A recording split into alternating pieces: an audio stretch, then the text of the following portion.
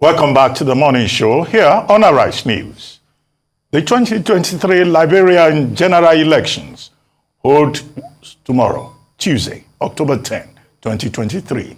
Former President Goodluck Jonathan and former chairman of the Independent National Electoral Commission, INEC, Professor Atahiru Jega, are to lead separate teams of West African leaders to monitor the election.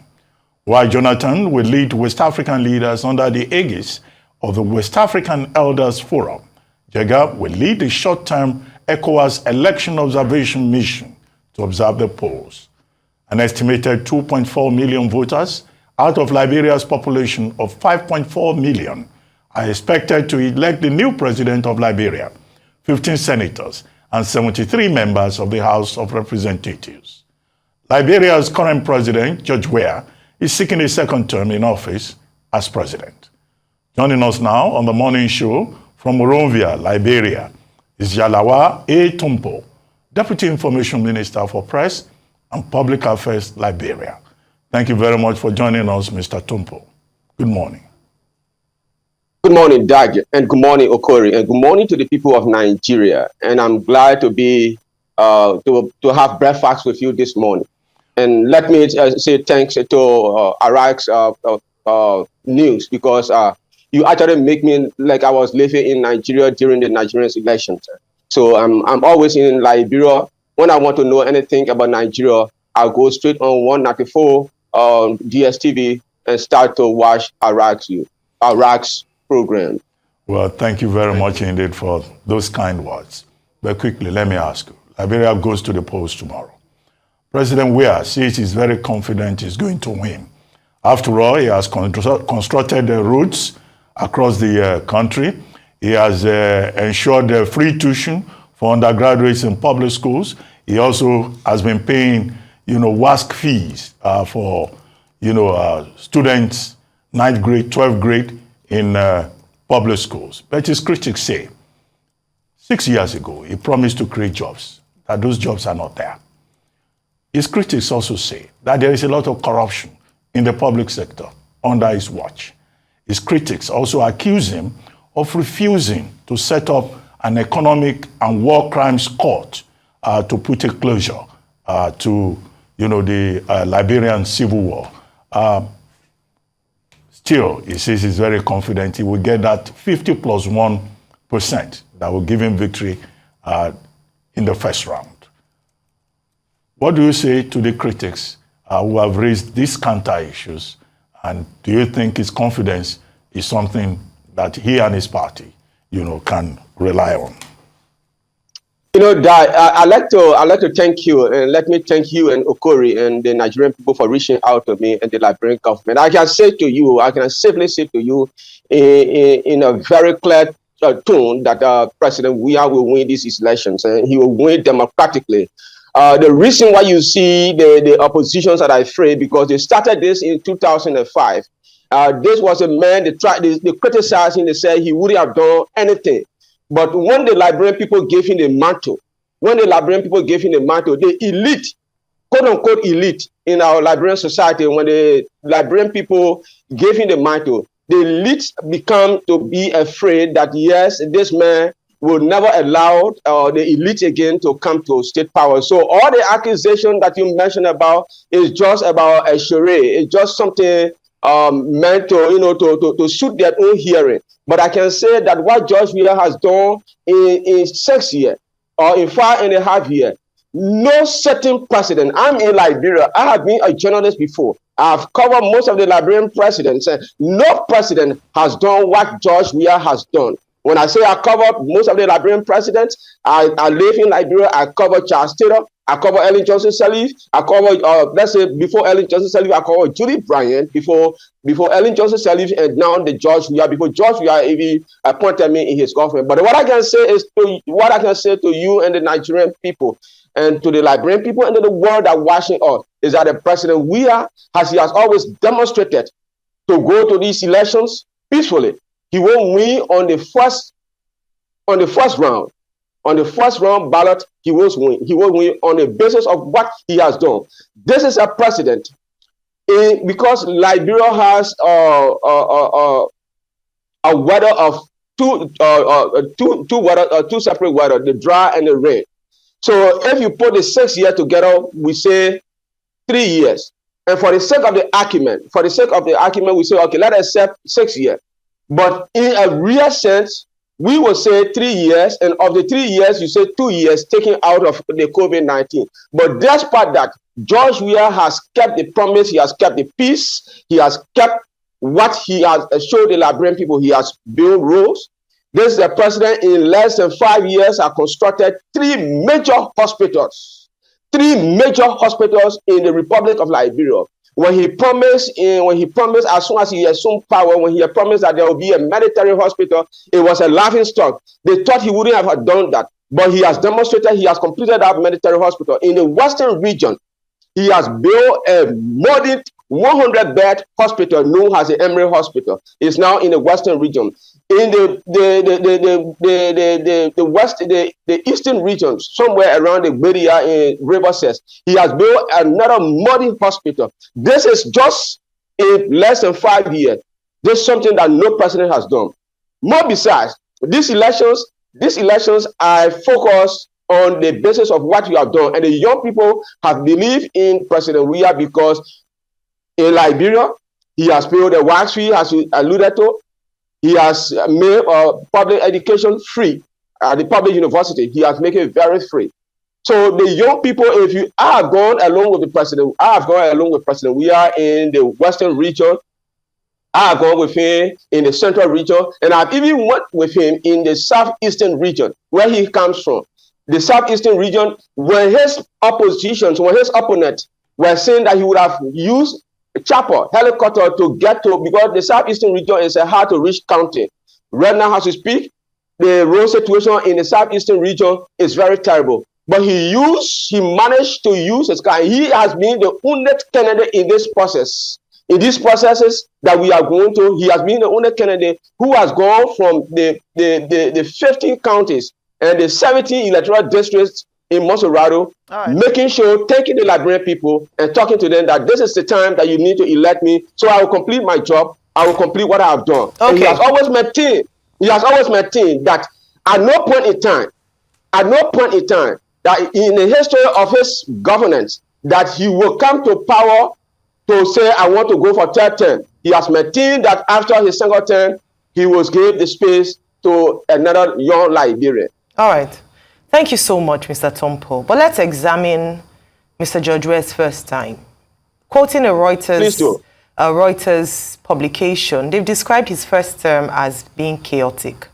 They actually say that a number of the promises he made to the people of Liberia have been left unfulfilled. And let me paint the picture. So number one, some of the promises he had said job creation. And I'd like you, perhaps in rebutting that, to share with us the number of jobs created by this administration. The second, he had talked about transforming lives. And some Liberian people who were polled had said was that life has continuously been hard for the people of Liberia. So in that area, he hasn't quite fulfilled his promises. The big one is the setting up of courts, which he then got into office and said that he didn't think it was important to look back in order to achieve achievements. And what people are saying is that there has to be justice. They have to try previous criminals. And this is one of the promises that he made. There have to be investigations so that people can get justice, which he hasn't fulfilled despite his campaign promises. So if he hasn't delivered on the promises he made before he became president in the first term, what is the assurance for the people of Liberia that they should give him a second term to continue the work that he didn't quite start in the first term? No, I wouldn't agree with you. I can't agree with you that he has not completed what he has promised. In Liberia and the presidency of our governance system is not a dictatorial system that we are running in Liberia. So when you talk about justice system, in the first place is that I remember that the issue of bringing people to the war crime code that you want to mention and you pass it through another May. It has gone to the legislature. It has to be decided by the legislature. The people select deputies. So when they decide and they send that recommendation to the president, they have to approve. When they approve, he signs that into law and becomes binding on the Liberian system. So it left with the legislature. He is not a dictator.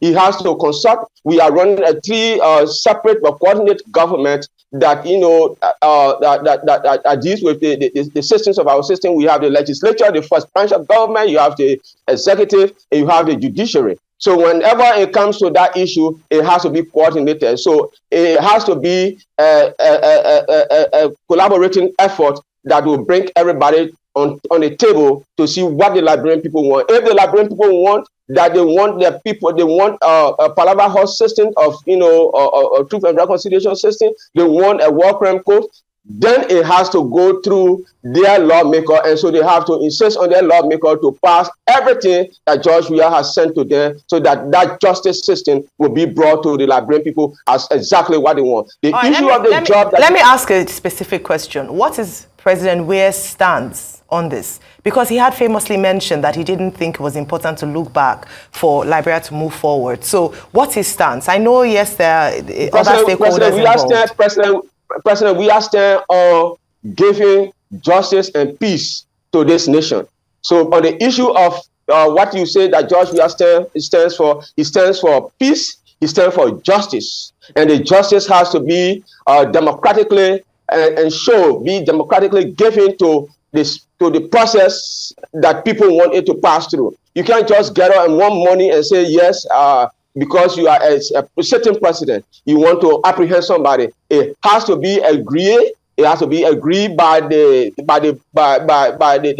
people concerned, and then when they allow him to do what they want him to do, he will certainly do. And I can assure you, when George Weah is elected, when George Weah is re-elected, which of course he will do in just 72 hours from now, when he is re-elected, remanaged, that issue of the justice system, and I hope that people who are George Weah have put forth on his ticket will be elected, because at the legislature, when you have people on your side, you have the authority. When these people shall have given George Weah that mantle, the justice system that the Liberian people want, those who don't want to be prosecuted will certainly be prosecuted once the authority is given to George Weah. I can assure the Liberian people, I can assure the Nigerian people, I can assure the West African community, and I can show the world that those people, once the legislatures have given the presidency the authority to prosecute these people that want to be prosecuted,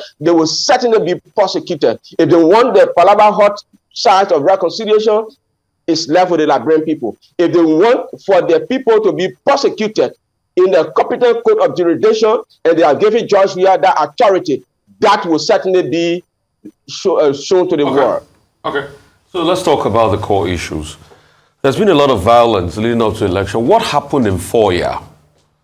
That's a big controversy and a conundrum. What happened in Weah? Because we've had many sides to it. We've heard about the killings and all of that. What happened in Weah? Because the government has been fingered in what happened in Weah. And a lot of people are accusing the government of this high-handedness as regards what happened in Weah. No, Okori. And I'm glad that you guys in Nigeria are following the process in Liberia. I'm Rufai Oseni, not Okoli. I'm Rufai Oseni. I'm asking you the question. What happened in Weah? Go ahead. So what happened in Weah has to be, and thank God that the joint security, the security apparatus have arrested those involved, and those involved will be brought to book. They are now being prosecuted, and whatever, if they are found guilty, the law will take its course. But they said the police is biased. They said the police is biased. That's what they're saying now in Liberia. That the police is biased as regards what happened in Weah. That is exactly what the opposition wants to hear. If the police were biased, the police would have, let's say, secure peace in Weah. Because, listen to me, Joseph Boaka, Prince Johnson, a warlord, have always said that, and Prince Johnson was the first person that said, look, because of fear, because the human tsunami that they have seen behind George Weah, The fear has gripped him, and he said that in this process that we are in these processes that we are going to, if and only if he used that word, that there will be an Arab uprising that will be brought to Liberia. And I went on radio. It just that because of the president has been a peaceful person, and I went on radio and I said, look, it left with me as an official spokesperson of the government. It left with me that Prince Johnson would have been arrested and prosecuted for the statement he had made. But again, when the president came back from the UN General Assembly, he said, look, let the law, let peace reign. Those who are involved, let them be arrested. Prince Johnson was hiding under Article 42 of the Liberian Constitution that protects the legislature from being arrested, going to work and coming from work. But that constitutional provision does not, at this particular point in time, protect him because he is no longer, let's say, at the legislature. The legislature is at break. So that are you saying that Prince Johnson incited what happened in Foya? Are you saying he's behind it? Those are serious allegations you're making. Can you stand by it? Do you have proof and evidence? I'm saying the statement made by Prince Johnson and the statement made by Joseph Boaka, when Joseph Boaka said, in this process that we are going to, if he doesn't win, there will be no Liberia. And Prince Johnson said there will be an Arab Spring in Liberia. So their supporters have in their mind that kind of violent behavior to go to these processes that we are going to. But George Weah has always told his people, be calm. There will be no rebel checkpoints. Those who want to go to, who think that there will be a violence, they are missing the mark. So you should be asking them. You should be asking Joseph Boaka, you should be asking Prince Johnson, and you should be asking the rest of them who has been beating war drum. But George Weah has been preaching the peace, and George Weah has always been peaceful. That's what I'm saying, that it is on the basis of their thinking. It is on the basis of their thinking that there are people, because when they, in 2017, George Weah won the 14 counties exclude. Mr. Tonpo, is the Liberian state prepared to ensure that this electoral process will be hitch-free? You recall that last month, 3 people died.